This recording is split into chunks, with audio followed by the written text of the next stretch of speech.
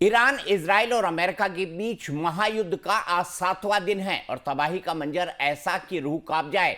America, Israel और Iran के बीच छिड़ी ये जंग अब उस मोड़ पर आ खड़ी हुई है जहां से वापसी का कोई रास्ता नजर नहीं आता। ये लड़ाई अब सिर्फ वर्चस्व की नहीं बल्कि आर या पार की जंग बन चुकी है और इस बीच सबसे बड़ा सवाल ये है कि आखिर ये महायुद्ध कितना लंबा चलेगा। तमाम सवाल है जिन पर हम आगे विस्तार से चर्चा करेंगे, लेकिन पहले आपको फटाफट युद्ध के कुछ बड़े अपडेट से वाकिफ करा देते हैं।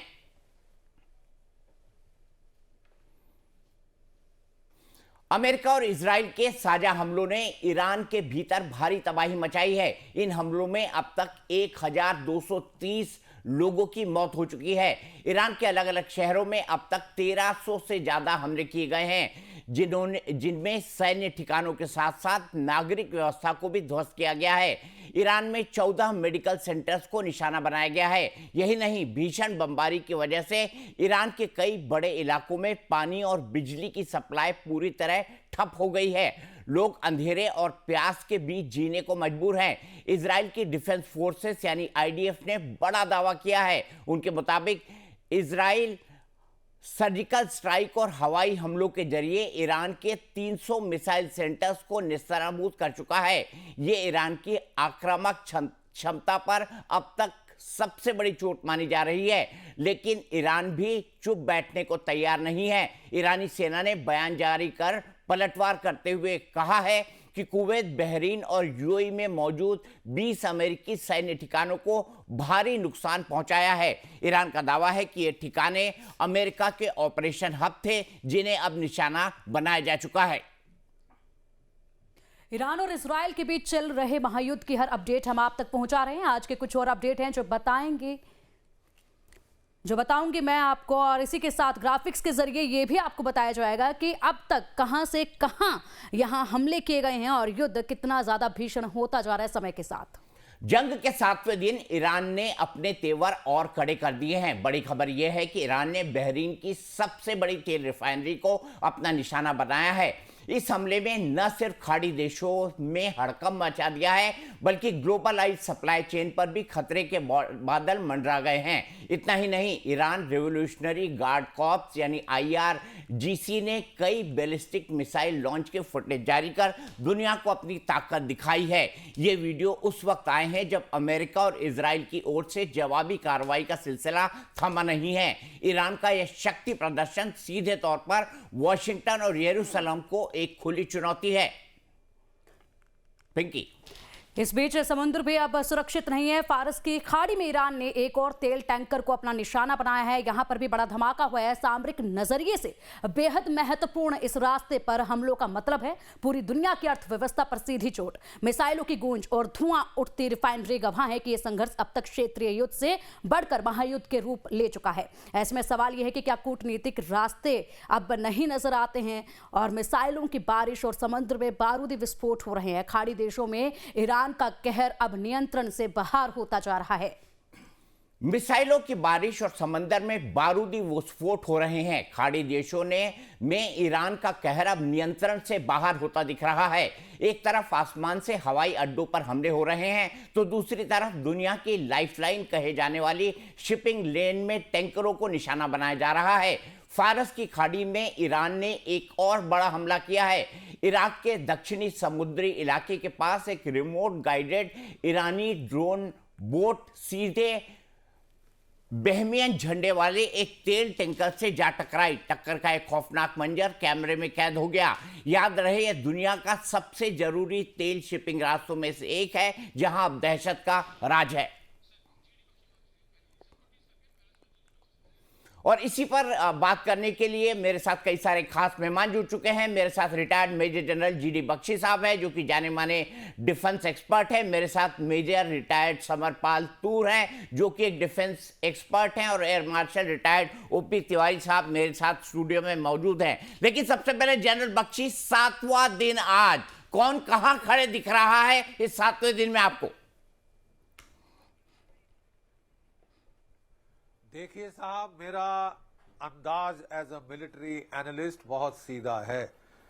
जून 2025 में 12 दिन की लड़ाई हुई थी जब केवल इजराइल के साथ युद्ध हो रहा था और वो लोग फायर कर रहे थे ताबड़तोड़ अपने इंटरसेप्टर मिसाइल। 12 दिन में उनकी बस हो गई थी। इस बार तो बड़ी ज्यादा रेट पे मिसाइल फायर हो रहे हैं, interceptor.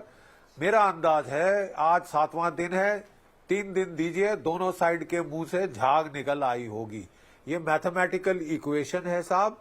Who will cry uncle first, किसके मिसाइल पहले खत्म होते हैं।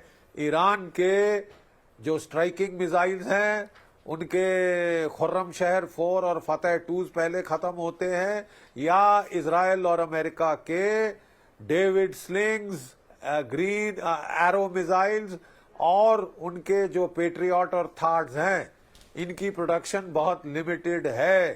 ठीक है साहब।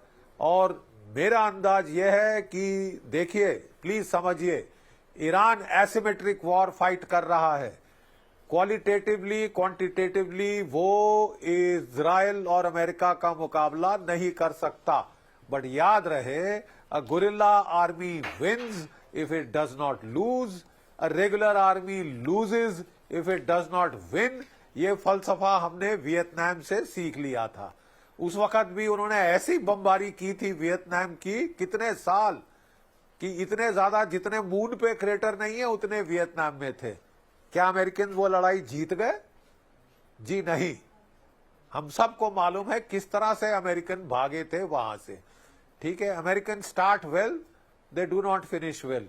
क्योंकि अगर आप थिंक थ्रू ना करें, मेरे वॉर एम्स क्या है, मेरी एग्जिट स्ट्रेटेजी क्या है, यू नो, तो फिर आपको प्रॉब्लम हो सकती है और हमको दिख रही है वो प्रॉब्लम। ईरान की स्ट्रेटेजी बड़ी सीधी है कि साहब हम तो डूबेंगे सनम, तुम्हें ले डूबेंगे। ठीक है, हम इतना इकोनॉमिक पेन इन्फ्लिक्ट करेंगे मिडिल ईस्ट में, दुनिया में। और साहब भारत को अब दर्द हो रही है। 50% हमारा तेल गल्फ से आता है, 60% हमारी नेचुरल गैस जिसपे आपका खाना पक रहा है ना इस वक्त चौरसिया साहब, वो उसके दाम बढ़ने शुरू होंगे। अब आपको और हमको दर्द, ये हमारे घर, हमारे दामन पे आ गई ये दर्द।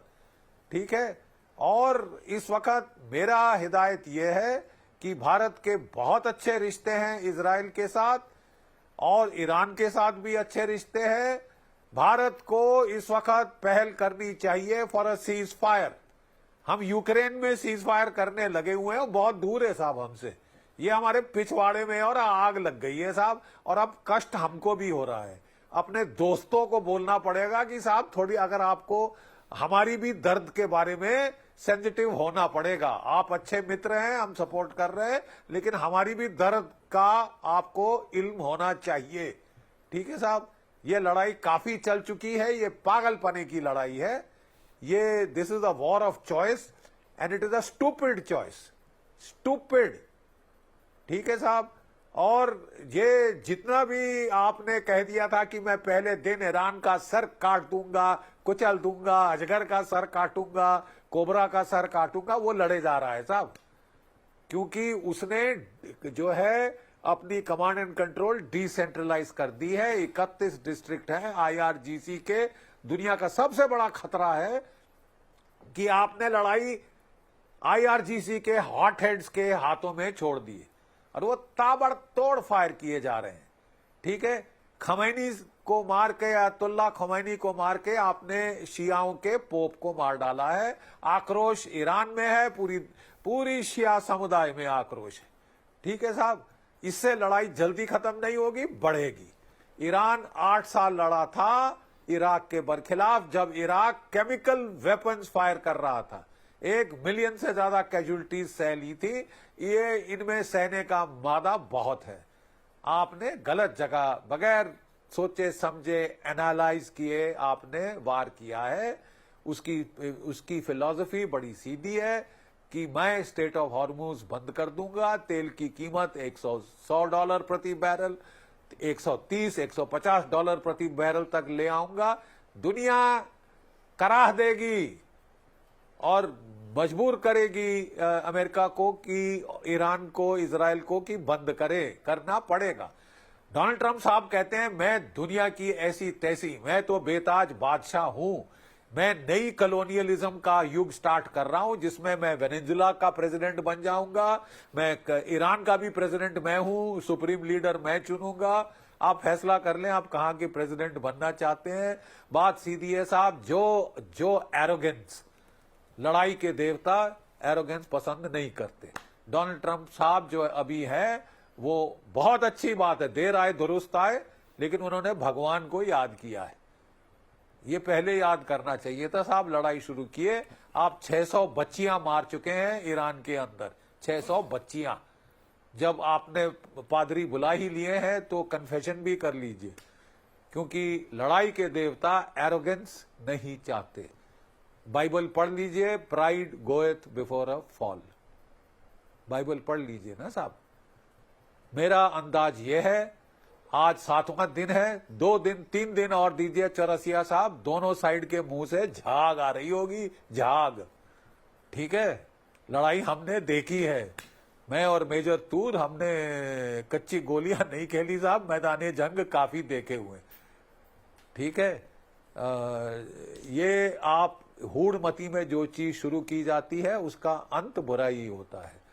अंत बुरा ही होता है। समरपाल तूर साहब, आपको भी लगता है कि इसका अंत बहुत बुरा होने वाला है, क्योंकि डोनाल्ड ट्रंप ने जो कुछ शुरू किया है बिना सोचे समझे शुरू किया है, यह आकलन है जनरल बख्शी का।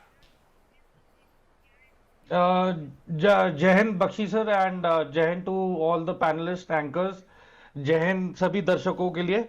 पहली चीज तो मैं एक चीज बताना चाहूंगा कि ये वही B2 स्पिरिट बॉम्बर है जो अफगानिस्तान पे भी यूज हुए थे। ये वही स्टेल्थ टेक्नोलॉजी और बॉम्ब्स हैं, बंकर बस्टर, जो अफगानिस्तान में भी इस्तेमाल हुए थे। तो उसका अंत क्या हुआ? और अब क्या गारंटी है कि चलो ये तो तालिबान था, ये तो छोटी छोटी टुकड़ियों में थे, ये लाखों की तादाद में भी नहीं थे, ये हजारों की तादाद में थे।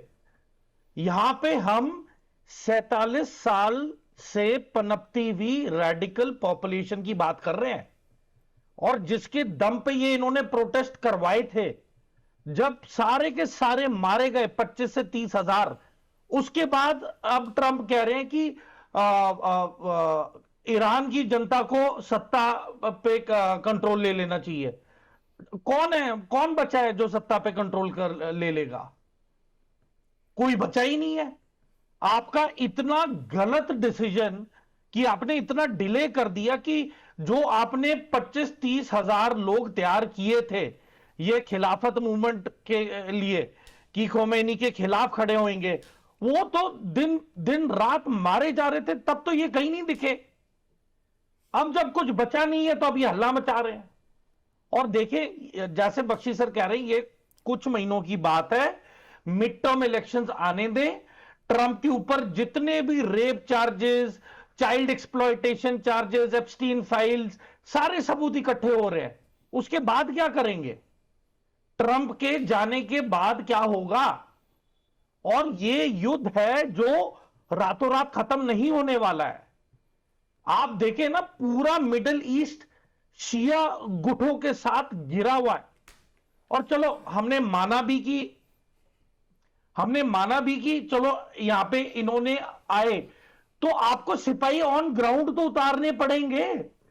आप कितना हवाई हमला कर लेंगे, आप कितनी जगहों को बर्बाद करेंगे। और मैं एक और चीज बताना चाहूंगा कि ईरान ने अपना अंडरग्राउंड टनल सिटीज, आप सोचो गाजा कम से कम 100 किलोमीटर बाय 30 किलोमीटर है, उसका अंडरग्राउंड टनल नेटवर्क पूरा, मतलब 2 साल लग गए उसे बर्बाद करने में, इतने छोटे एरिया में। ये तो पूरा मुल्क बढ़ रहा है वहां पे। कहां पे जाएंगे? कितने लोगों को उतारेंगे आप बताएं?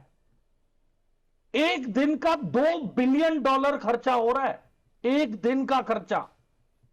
और ऊपर से एक टर्मिनोलॉजी होती है अल तकिया, यहां पे तो कतर, कुवैत, ये तो खुद वहां पे रीपर ड्रोन 3 इन्होंने गिरा दिए, 3 F-16 गिरा दिए, और एंड में बोल रहे सॉरी जी सॉरी, वो फ्रेंडली फायर से गिर गया। तो यहां पे हो क्या रहा है? कोऑर्डिनेशन पता नहीं चल रही है। ऊपर से जितनी तादाद पे ये दिन में हमला कर रहा है, उससे 2 गुना ज्यादा हमला अब ईरान कर रहा है इजराइल के ऊपर। और खाड़ी में जहां जहां पे भी मिलिट्री बेसिस थे, जहां पे इन्होंने इनके रेडार्स और इलेक्ट्रॉनिकल सिस्टम्स को नष्ट किया था, वो तो किया ही किया। अब तो जहां पे सिपाहियों के जो बैरक्स थे, टॉयलेट्स थे, वो तक बर्बाद कर दिए हैं कि कोई वापस आके वहां पर रहने लायक ना रहे वो जगह। और फिर जिन जिन खाड़ी देश के वो मुल्क जिन्होंने अमेरिका का साथ दिया है, उनके मेन कमर्शियल कॉम्प्लेक्सेस पे तो इन्होंने हमला कर दिया है। एंड ये main energy suppliers to the world है। तो देखें, जहां तक आपका इजराइल मिडल ईस्ट कॉरिडोर की जो स्ट्रैटेजी है, आप उस तरीके से बनाते कि हमारे घरों पे रोटी के वांदे ना पड़ते। अब इनकी लड़ाई के चक्कर में पूरी दुनिया को ज्यादा पैसे देने पड़ेंगे, वहां पे टैंकरों की आवाजाही की दिक्कत है। और मैं लिख के दे रहा हूं, मरता क्या नहीं करता, ईरान ने अपने सभी तेल के कुओं में बॉम्ब और डेटोनेटर लगा के रखे हैं कि जिस दिन उन्हें लगा कि तख्ता पलट होने वाला है, they are going to be overrun, ये आग लगा देंगे अपने सभी तेल के कुओं को, रिफाइनरियों को, कुछ नहीं छोड़ेंगे, सब तहस महस छोड़ के जाएंगे। इराक में जब सद्दाम हुसैन रिट्रीट कर रहा था कुवैत से, सभी तेल के कुओं में जो आग लगाई, 3 महीने लगे आग को बुझाने में, कुछ नहीं बचा था।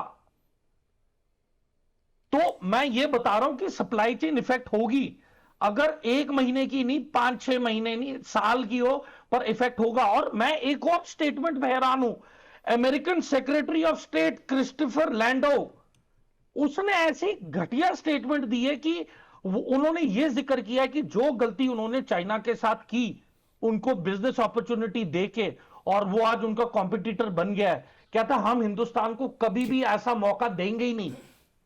जब आपने ऐसा कोई मौका देना ही नहीं है, आपने हमारे साथ ट्रेड इसी मन से करना है कि इस मुल्क को दबा के रखो, तो हम इनके पक्ष में क्यों जाएं? ठीक है।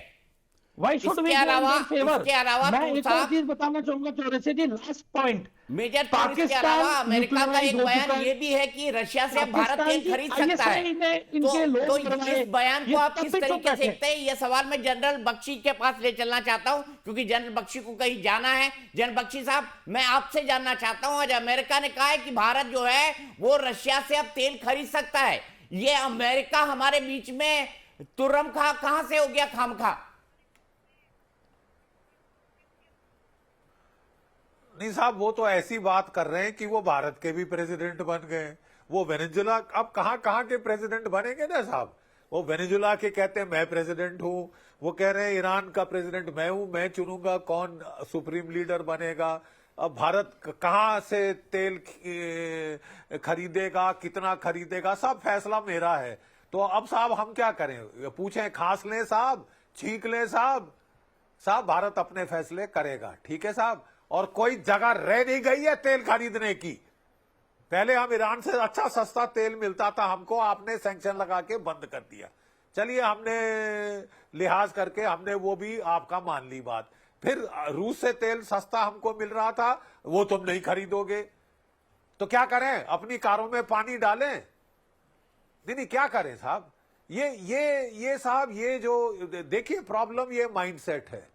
आप कह रहे हैं कि ये कॉलोनियल ईरा है, अमेरिका की सारी दुनिया कॉलोनी बन गई है।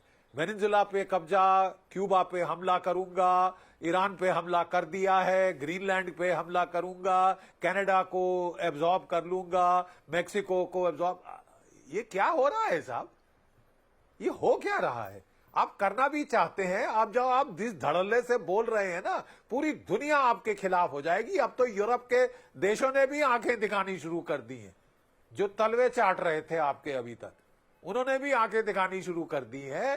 तो साहब देखिए, आप अपने जो एलाइज बोलते हैं, सबसे ज्यादा नुकसान उनको पहुंचाते हैं। आपके ज्यादा एलाई रह नहीं जाएंगे इस स्टेज पे साहब। आप कहते हैं you are the the defining partnership of the 21st century. आपकी हरकतें क्या कहती हैं? आपने श्रीलंका में कलर्ड रेवोल्यूशन, आपने बांग्लादेश में कलर्ड रेवोल्यूशन, आपने नेपाल में कलर्ड रेवोल्यूशन, आप कुकी लैंड बनाने की धमकी दे रहे हैं, सेंट मार्टिन आइलैंड लेने की धमकी दे रहे हैं। अब ये दोस्ती है साहब, ये दुश्मनी है? हमें तो समझ नहीं आ रहा ना साहब, आपकी कुछ थोड़ा क्लैरिटी तो होनी चाहिए। आप गए किस लिए हैं ईरान में? पहले बोला रेजिम चेंज, फिर बोला न्यूक्लियर, फिर बोला मिसाइल आर्सेनल खत्म करने, फिर बोला कि साहब वो जो है टेररिज्म के बरखिलाफ जा रहे हैं। टेररिज्म तो पाकिस्तान भी कर रहा है साहब हमारे बरखिलाफ, और आपने वहां के जो फील्ड मार्शल को अपनी गोदी में बिठा रखा है साहब। नहीं तो ये तो साहब हिपोक्रेसी है ना, बाइबल पढ़ी है, hypocrisy is the worst sin, is the worst sin. देखिए साहब, ये सब छोड़िए, हम भावुक नहीं होंगे। मैं सिर्फ एज अ मिलिट्री एनालिस्ट बता रहा हूं, मैथमेटिकल इक्वेशन है between interceptor missiles and attack missiles, ठीक है? मेरे हिसाब से 3 दिन और आप दीजिए, दोनों साइड ऐसा अच्छा खासा नुकसान हो जाएगा कि जीभ बाहर आ जाएगी, मुंह से झाग निकलेगी, और तब ये सीज फायर मानेंगे। जनरल साहब, आपके अनुभव से निवेदन who है will मोदी blink जी से first? कि आपकी पहली आवाज पलक सुनी कौन जाए। झपकाएगा? क्या चीज? पहली पलक कौन झपकाएगा? Who will blink first? देखो साहब, पिछली बार जो है ये ईरान के लाराजानी साहब ने कहा है, अमेरिका तैयार है हफ्तों की लड़ाई के लिए, हम तैयार हैं महीनों की लड़ाई के लिए, ठीक है? हम में बर्दाश्त का मादा है। 8 साल हम लड़े थे सदाम हुसैन से, ठीक है साहब? तो आई डोंट थिंक ब्लिंक का जो सवाल है, दोनों साइड्स की नुकसान, दुनिया का नुकसान हो जाएगा। मैं जरा एक चीज छोटी सी समझा दूं आपको। जहां तेल की कीमत $100 प्रति बैरल होती है, अमेरिका के अंदर इन्फ्लेशन रेट 2.6% से बढ़ के 4.5% हो जाएगा। जहां $130 प्रति बैरल होती है, 6% पे पहुंच जाएगा। जहां आपका जो अभी तेल अमेरिका में बिक रहा है पेट्रोल स्टेशंस पे, $2 से $3 के बीच में है।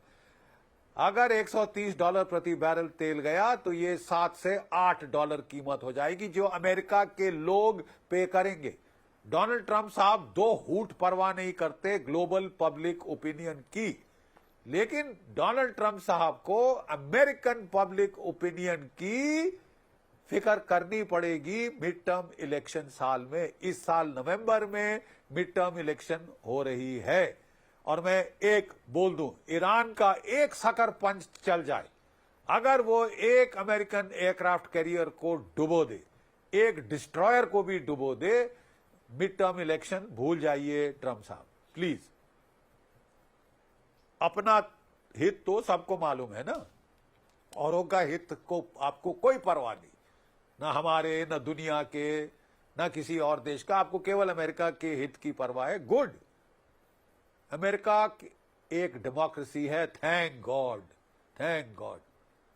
और आपको अमेरिकन पब्लिक ओपिनियन के बारे में सेंसिटिव होना पड़ेगा। जय भारत, जय हिंद। बहुत बहुत शुक्रिया जनरल बख्शी, हमसे जुड़ने के लिए और तमाम बातें करने के लिए। ये युद्ध भूमि हमारी खास पेशकश जारी रहेगी। मैं और पिंकी आपके साथ बने रहेंगे शाम 4 बजे तक, क्योंकि अब युद्ध भूमि नाम से 2 बजे से लेकर दोपहर के 4 बजे तक ये शो रोज आएगा, जब तक युद्ध के बादल छट नहीं जाते हैं। फिलहाल एक छोटा सा ब्रेक।